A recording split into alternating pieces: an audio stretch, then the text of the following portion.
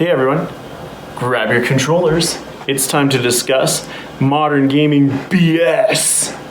So, what is modern gaming BS? Well, it's all the extra stuff that's in video games to make them longer and more of a chore in modern gaming. And I really got onto this topic when I was playing T&M rated games for the heck of it.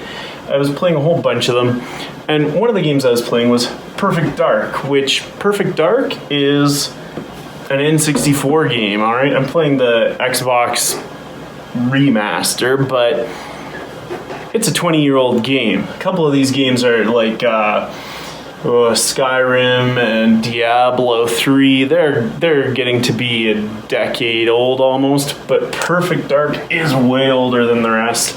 And I really noticed a big difference in the gameplay. Perfect Dark has what, I'll steal a term from Sean Malstrom, a blogger on WordPress. It has concentrated coolness. Okay, what is concentrated coolness?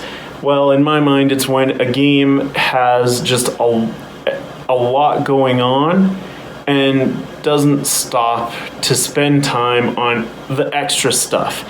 It's bringing in enemies, it's giving you action, it's showing you cool new stuff all the time, and not wasting your time with these other things that we're going to talk about in a second. So Perfect Dark, what I noticed as I was playing it is that game has a lot of concentrated coolness. Our other candidates, Horizon Zero Dawn, Borderlands, Borderlands is getting pretty old too, Skyrim, South Park, Astral Chain, Diablo 3, and Uncharted 4. Alright? All these other games, and then one mystery game. I haven't actually been playing the mystery game lately, but it has a couple of great examples that I'm going to bring up a little later. So what are the elements of modern gaming? What is the BS that's killing off the concentrated coolness in modern video games? First up, too much story. And what I'm going to do is talk a little bit about the Perfect Dark concentrated coolness experience, and then put it up against the worst of these other guys. So, am I being too tough on it? Well, I'll also throw in there which games actually do better than Perfect Dark. So a story, what's the Perfect Dark experience? 2-minute cutscene, and then get in there, sneak around, and shoot some bad guys, right? There's maybe 4 minutes of cutscenes for every half hour of gameplay. How about the Uncharted 4 story experience? Well, probably a 5, maybe 8-minute cutscene. Then maybe you'll wander around an attic or a wine cellar for 10 minutes. Maybe think about your memories. After you're done that, another cutscene, and then maybe there'll be some shooting or some platforming. Even when you're platforming and shooting, you'll probably take some breaks for some character development. It is hugely story intensive. It's virtually a movie in action, which it does a great job of, but it is not concentrated coolness. Dorking around the library to figure out what the solution to the puzzle is not concentrated coolness. So, and almost all these other games, except maybe Diablo 3. Diablo 3 is pretty low on the modern gaming BS in general, but pretty much all the others have too much story going on compared to Perfect Dark. Borderlands maybe not so bad either, but Skyrim, at least it's all optional, but you'll walk into a castle and talk. South Park, some of the cutscenes aren't even skippable. Horizon Zero Dawn, Astral Chain, loads and loads of cutscenes as well, loads of story. Next up on the modern gaming BS list, long tutorials. Perfect Dark isn't perfect in this category. I'd say the N64 and PlayStation era was where tutorials started coming up, and they were long and they were bad. But it turns out some modern games can take it even further than Perfect Dark still. Perfect Dark, basically, the experience is you boot up the game for the first time, you're given a little tour of the headquarters, and you're shown where the tutorials are. If I'm not mistaken, you don't have to complete most or any of them. There might be a couple. Astral Chain, on the other hand, I've played the game for 4 hours, and I am still working on the tutorials. Last time I played, if you want to go back and check my video list on YouTube, you'll see Astral Chain versus, I think it was South Park. I was sitting there going, oh, at least I've done all the tutorials. And then I got dragged into a tour of police headquarters where I literally had to go and check out every single facility following the dog mascot around. And each time I found a new facility, she would give me an explanation. Guess what? I figured all that stuff out on my own 2 hours ago. Okay? So honestly, Astral Chain is by far the standout here. Most of these games aren't that bad, but I will say I noticed a lot of modern games still have that feeling for the first couple hours. Horizon Zero Dawn definitely has this. Borderlands definitely has this. South Park has a little bit of it. Others like Uncharted and Diablo 3 are not bad, but they have that feeling where your hand's just being held for the first couple of hours, right? You're constantly getting little messages. It's integrated nicely into the gameplay, maybe even better than Perfect Dark. But if you think, okay, one day in the future I might play this again, you're always going to have to go through that stupid tutorial again, right? So that's long tutorials. Next up is complex controls. These water down the concentrated coolness of the game the least out of these things, but they are a bit of a problem. Perfect Dark, like tutorials, Perfect Dark came in the era where controls started getting too complicated, right? The game's got all the usual FPS controls, strafing, shooting, aiming, but on top of that, you can go into an aiming mode where you're just looking around. You can crouch. You can you can steal weapons from your enemies. So it's got a fair number of things you can do with it. But there are a few games on this list that still outdo it. Astral Chain, I'm going to pick on one more time. Astral Chain uses every single button on the controller, including the D-pad. It has you managing inventory. It has you controlling 2 characters at the same time.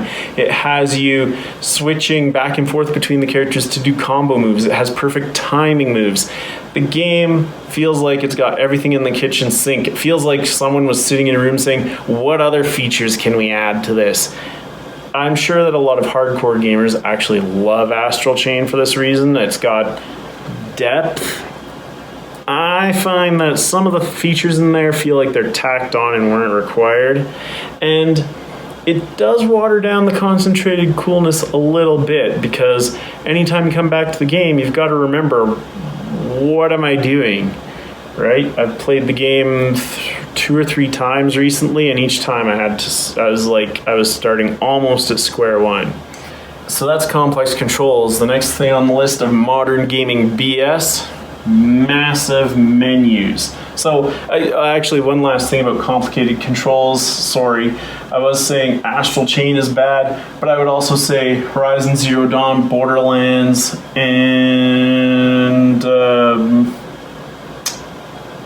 those 2 for sure. Oh, and maybe Skyrim are all more complicated than Perfect Dark. The ones that aren't more complicated, such as Diablo 3, frequently have problems with big menus, okay? Diablo 3, I actually had the experience that I was reminded, oh, go check your skill points sometime. So a few minutes later, I went in to check them. It took me about 5 minutes to find the skill points and how to spend them, okay? The Perfect Dark experience, 3 or 4 screens on the menu. They tell you what's going on this mission, what your equipment is for this mission. Sorry, probably impolite gesture there. And 3, do you want to quit the pause menu? Okay? Astral Chain, Borderlands, Probably Horizon Zero Dawn, I don't remember.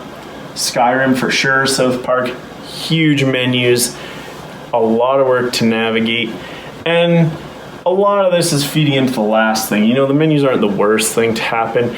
Let me add one thing to the menus though. This is where our mystery game comes in. I haven't played it recently, but I did play Forza 4 a lot back in the day, and some idiot on the development team thought it would be a good idea to tell the player how many hours they had spent in the menu system. So I have about 250 hours on that game, and I don't remember the exact count of menu time, but it was minimum 80 hours of my life wasted in the menu system of Forza 4. Now, that includes zipping around through my garage to try and find the right car for the next race, so I'm willing to forgive it a little bit. But do you think if I play 250 hours of Perfect Dark that I'm going to have 80 hours in the menu systems? No way. That is not concentrated coolness. 250, 80 hours out of 250, basically a third of the game in the menu system. Modern Gaming BS right there. Finally, the treadmills, and this is really the meat of a lot of this. So this drives the menus. To a certain degree, it drives complex controls. The guy I'm going to pick on here is Skyrim, okay? So what's the treadmill experience in Perfect Dark? Well, there isn't one really, unless you want to count playing through different difficulty levels as a treadmill. In Skyrim, the treadmill experience is, I think there's about 40 different proficiencies you can level up.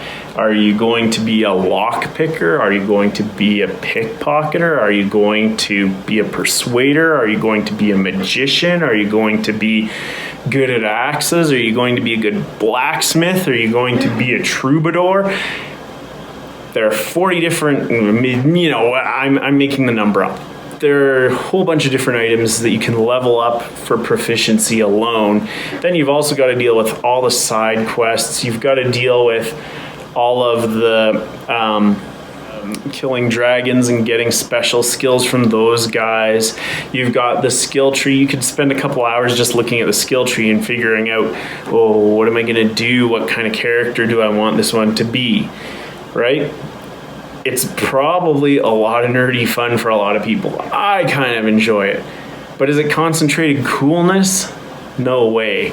This is like, if you look back at the notion of concentrated coolness as sort of an 8-bit era, old retro concept, in those days, the RPG with all these stats and all of this stuff wouldn't have been the concentrated cool game. It would have been the game you played to relax and or do something a little more cerebral.